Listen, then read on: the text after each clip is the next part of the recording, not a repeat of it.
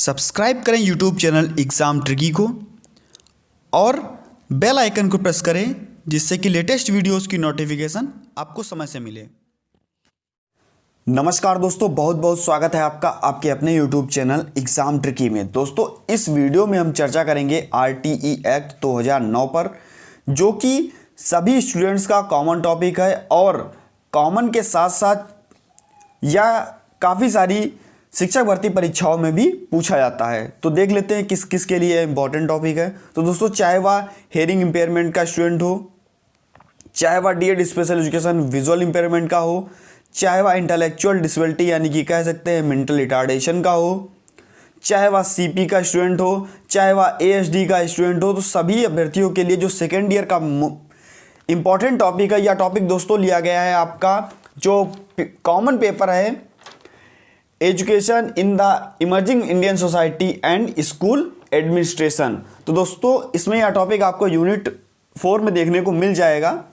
तो यह most important topic है। यहाँ से 1 नंबर से लेकर के 5 नंबर तक के क्वेश्चंस पूछे जाते हैं, यानी कि 1 नंबर में आपसे फुल फॉर्म भी पूछ सकता है या शिक्षा का अधिकार अधिनियम के बारे में थोड़ी सी चर्चा कीजिए, छोटा टॉपिक पूछ सकता है, या आपसे 5 नंबर में आपसे पूरा भी आरटीई एक्ट पूछा जा सकता है।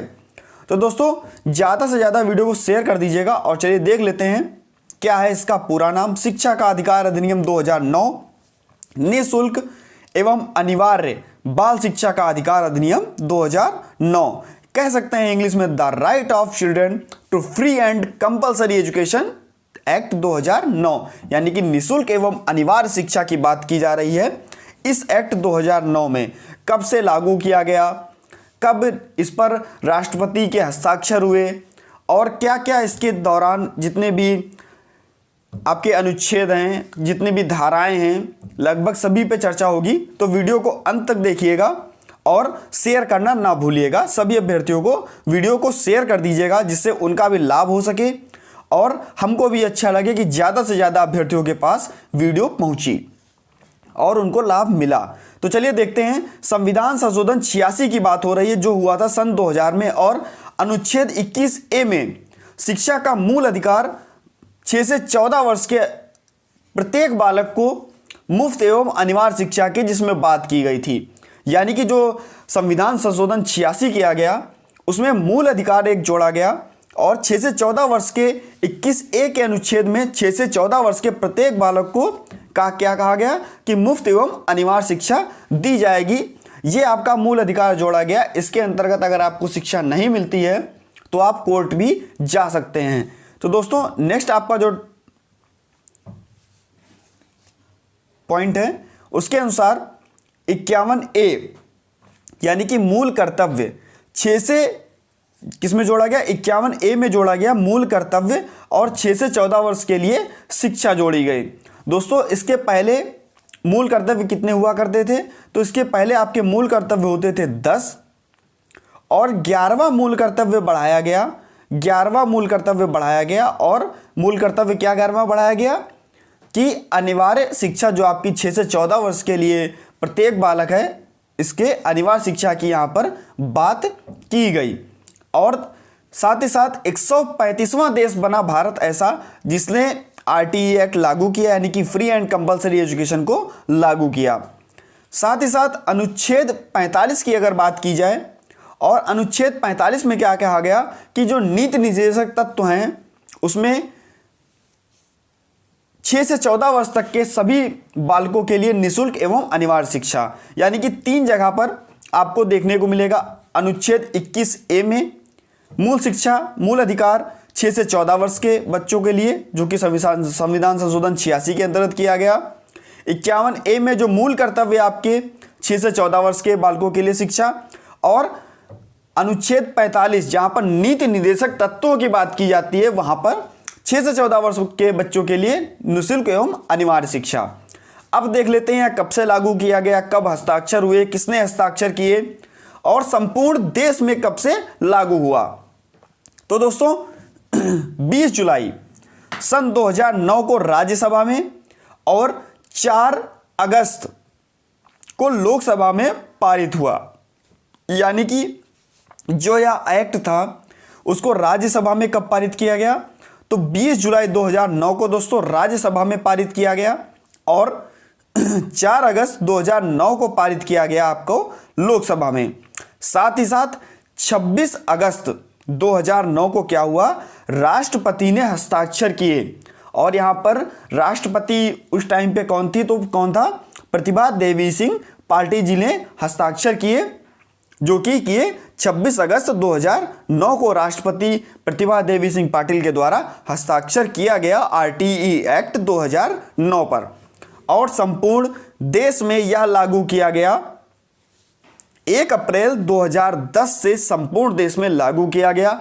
उस टाइम पर क्या था कि जो जम्मू कश्मीर था वो भारत से अलग था, भारत से पृथक था, तो वहां पर नहीं लागू किया गया, यानी कि जम्मू कश्मीर को छोड़ करके 1 अप्रैल 2010 से संपूर्ण भारत में लागू किया गया। और 135वां देश बना भारत आरटीई एक्ट 2009 को लागू करने वाला, यानी कि 6 से 14 वर्ष के सभी बालकों को निःशुल्क एवं अनिवार्य शिक्षा की जिसमें बात की गई।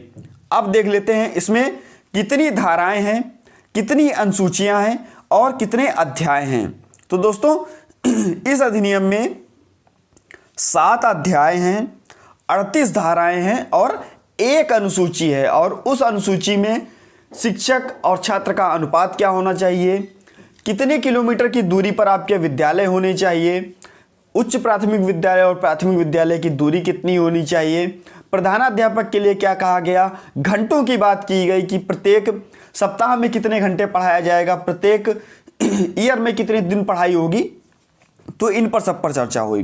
तो दोस्तों ज़्यादा से ज़्यादा वीडियो को शेयर कर दीजिएगा। चैनल पर यदि नए थे तो चैनल को सब्सक्राइब कर लीजिएगा। और अगर आप हमारे टेलीग्राम ग्रुप से जुड़ना चाहते हैं तो इस वीडियो के डिस्क्रिप्शन बॉक्स में टेलीग्राम ग्रुप का लिंक दे दिया जाएगा, वहां से आप हमारे टेलीग्राम ग्रुप से भी जुड़ सकते हैं। अब देख लेते हैं महत्वपूर्ण धाराएं। दोस्तों जैसा कि यह जो टॉपिक आपका है वह सीटेट में भी मोस्ट इंपॉर्टेंट है, स्पेशल एजुकेशन के साथ साथ, और चाहे वह आपका रीट का एग्जाम हो, चाहे वह आपका यूपी टेट का एग्जाम हो, चाहे वह आपका हरियाणा टेट का एग्जाम हो, जितने भी टेट के एग्जाम्स होते हैं यानी कि टीचर एलिजिबिलिटी टेस्ट होते हैं, 1 से 2 नंबर यह टॉपिक सब हर कहीं पर दे के जाता है। तो देखते हैं क्या कुछ महत्वपूर्ण धाराएं हैं। और निःशुल्क और अनिवार्य का मतलब क्या था, तो निःशुल्क का मतलब था किसी भी या कोई भी बच्चा जिससे बिल्कुल फीस नहीं पड़ेगी, बिल्कुल उसकी फीस का व्यय नहीं होगा, उसके प्रारंभिक शिक्षा में जिससे कोई बाधा ना बन सके। यानी कि निःशुल्क का मतलब क्या था कि जितने भी बच्चे 6 से 14 वर्ष के थे उनसे कोई भी फीस नहीं पड़ेगी, जिससे कि उनकी जो प्रारंभिक शिक्षा है वो अच्छे से हो सके, अच्छे ढंग से हो सके। और अनिवार्य का क्या मतलब था, यहाँ पर अनिवार्य का मतलब था कि जितने भी 6 से 14 वर्ष के बच्चे हैं उनको 100% नामांकन विद्यालयों में कराया जा सके। जितने भी बच्चे हैं घर पर ना बैठें और उनका पूरा मौलिक अधिकार बना दिया गया कि उनको शिक्षा देनी है, और अगर उनको शिक्षा देने से कोई रोकता है तो उस पर कार्रवाई भी की जा सकती है, यानी कि कोर्ट जाया जा सकता है। तो यहाँ पर निःशुल्क एवं अनिवार्य शिक्षा की बात की गई, जिसमें केंद्र सरकार और राज्य सरकार दोनों ने मिलकर प्रावधान बनाए। और यहाँ पर जो मुख्य धाराएं हैं मैं आपसे बता रहा हूँ। मुख्य धारा नंबर 3 की बात हो रही है, और जब धारा नंबर 3 की बात होती है उसमें कहा गया है कि 6 से 14 वर्ष के सभी बालकों को शिक्षा दी जाएगी, ऐसा कहा गया धारा नंबर 3 में। नेक्स्ट आपका उम्र के आधार पर प्रवेश। अब मान लीजिए बच्चा है आपका 10 साल का, या मान लीजिए बच्चा है 13 साल का।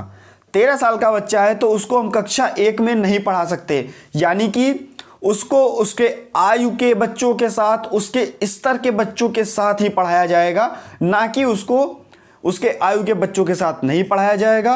उसको उसके आयु के बच्चों के साथ ही पढ़ाया जाएगा, उसके स्तर के बच्चों के साथ ही पढ़ाया जाएगा। अगर उसकी एबिलिटी बनती है कि वो कक्षा 3 में जाए, 13 वर्ष का है, तो वह कक्षा 3 में पढ़ाया जाएगा, ना कि कक्षा 1 में। और उसका जो भी सिलेबस पूरा छूटा हुआ पिछला है तो वो उसका कंप्लीट भी कराया जाएगा कुछ दिनों के अंदर ही। नेक्स्ट देख लेते हैं, बहुत ही अच्छी बात जो कि है धारा 6 के अंतर्गत प्रत्येक 3 वर्षों में, यानी कि जब से यह एक्ट लागू हुआ, यह एक्ट आपका 2010 से लागू हुआ और 2010 से 2013 तक की बात की गई कि 3 वर्षों में बालक के घर से 1 किलोमीटर में प्राथमिक विद्यालय यानी कि 1 to 5 का विद्यालय जो होगा 1 किलोमीटर में, और 3 किलोमीटर में उच्च प्राथमिक विद्यालय की बात की गई। यानी कि जो आपका 6 to 8 का विद्यालय वह 3 किलोमीटर के अंतराल में, और जो 1 to 5 का विद्यालय वह 1 किलोमीटर के अंतराल में होना चाहिए, ऐसा इस एक्ट में कहा गया। और जब से एक्ट लागू हुआ उसके 3 वर्षों के बाद तक। नेक्स्ट आपका, इसमें मैंने आपको बताया कि केंद्र व राज्य सरकार दोनों मदद करेंगे, और केंद्र सरकार भी शिक्षकों को सैलरी देगी और राज्य सरकार भी शिक्षकों को सैलरी देगी। साथ ही साथ जो भी व्यय होगा, आय होगी, तो दोनों का मिलके अनुपात के हिसाब से ही उसमें कोऑर्डिनेशन होगा, और दोनों केंद्र सरकार और राज्य सरकार दोनों इस पर पैसा खर्च करेंगी। नेक्स्ट आपका धारा 10। धारा 10 के अंतर्गत क्या कहा गया कि माता पिता का कर्तव्य है।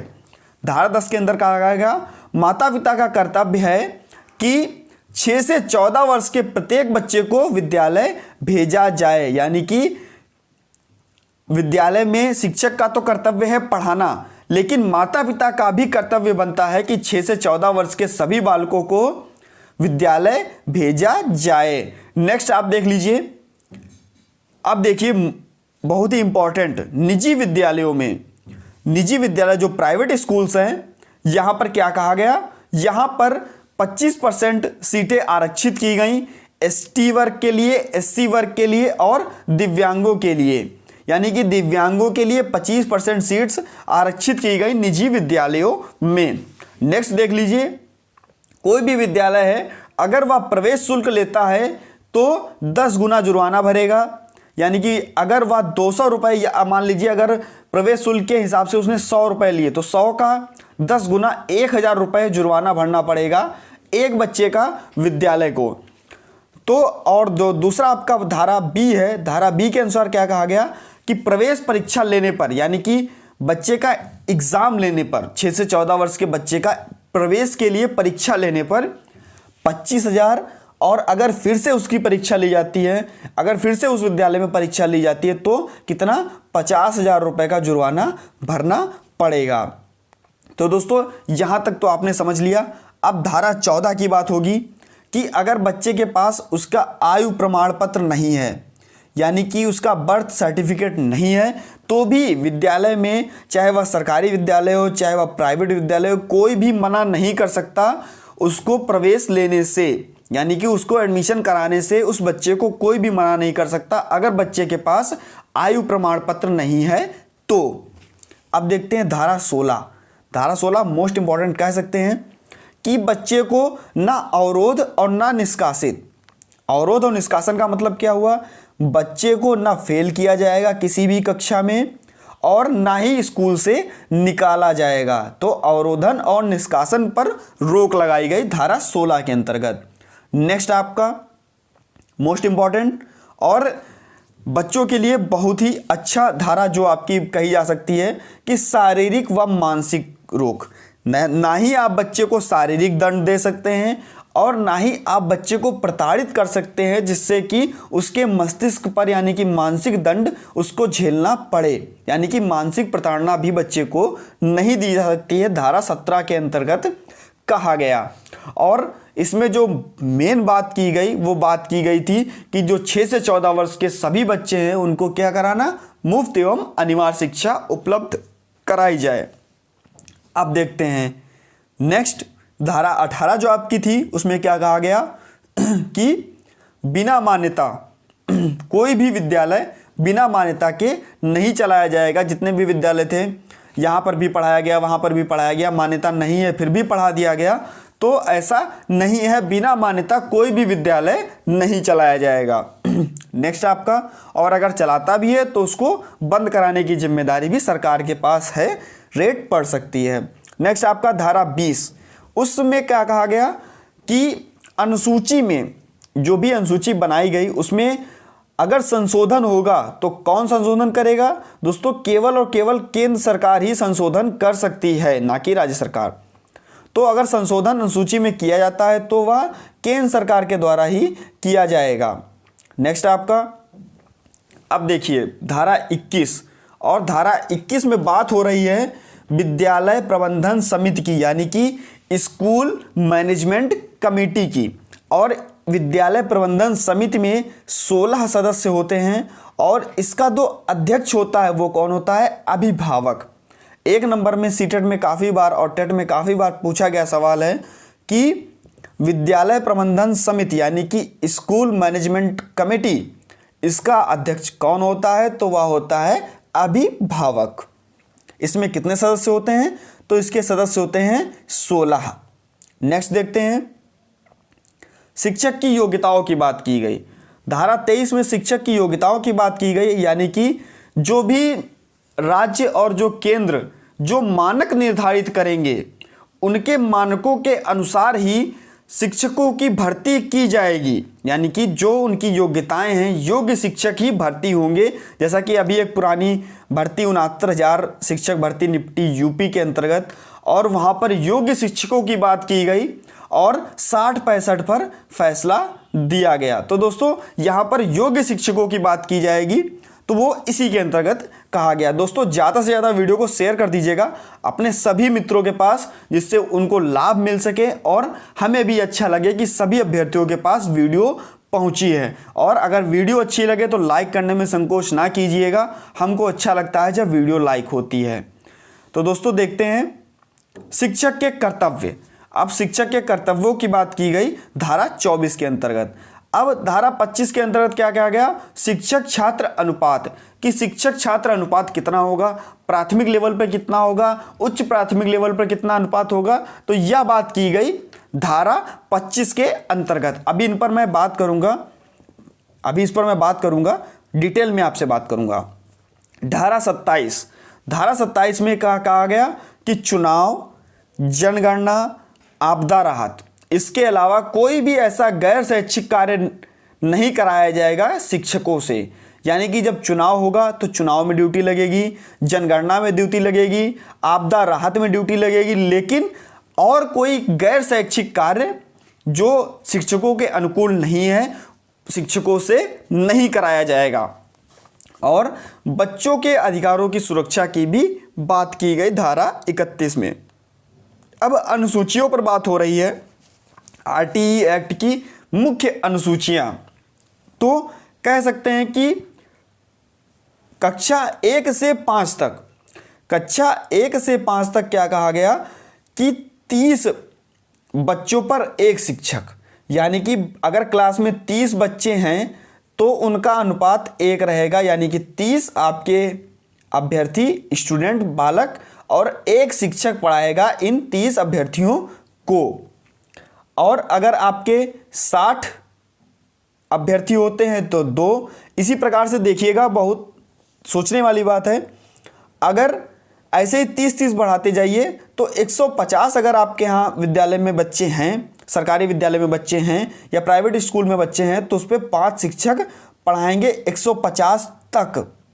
लेकिन 151 से लेकर के 150 तक की मैंने बात की, 151 से लेकर के और 200 अगर विद्यालय में बच्चे हैं तो वहाँ पर 5 शिक्षक पढ़ाएंगे तो पढ़ाएंगे, लेकिन एक प्रधानाध्यापक भी उस विद्यालय में होना चाहिए 151 से 200 तक।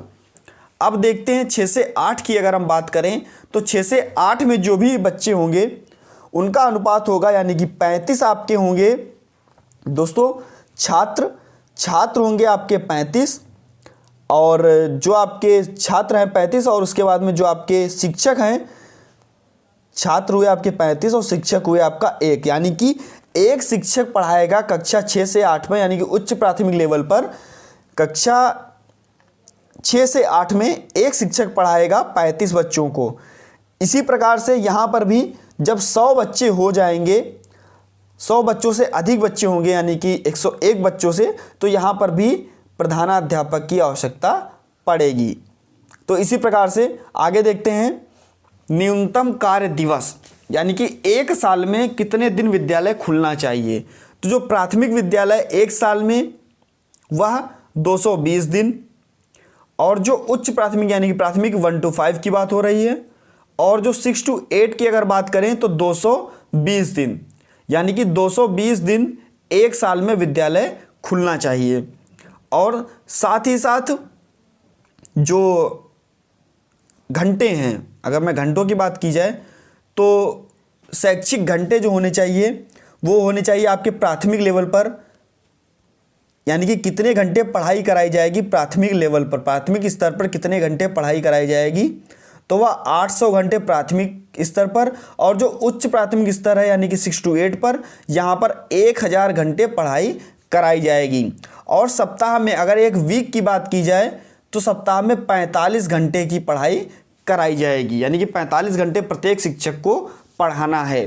तो दोस्तों इस प्रकार से जो आपका आरटीई एक्ट 2009 था लगभग समाप्त हुआ।